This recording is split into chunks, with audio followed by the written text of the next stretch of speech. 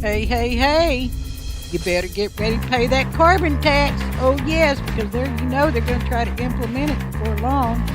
I mean, especially with the research now that's been done by the University of Colorado and 13 other universities involved in their experiment called Home Chem. Oh, yes.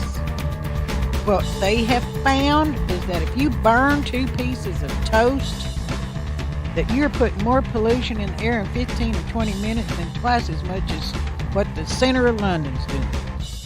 They also found that if you roast a turkey in the oven with all the trimming, that is 13 times higher the pollutants put into the air than central London.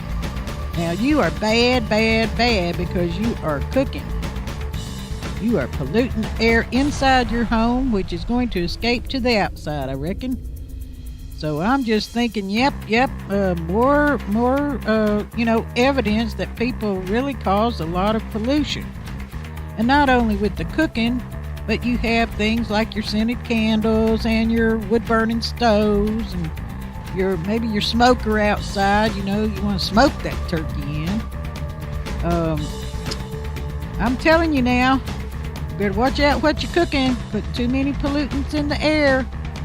Not only are you polluting the air, you are affecting your health, which is going to cause those insurance rates to go up. Maybe. Anyway, I just thought I'd let you know what you're doing when you're cooking. I have linked below the article that I read at the Daily Mail about this. I've also linked to the Home Chem description page. Find out more about it. And I've also linked to a YouTube channel where they were doing videos about their home chem experiments.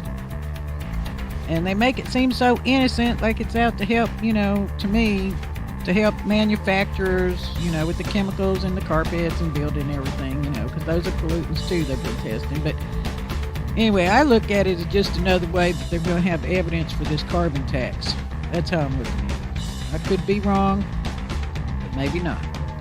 Okay, thanks so much. You have a good day. Bye.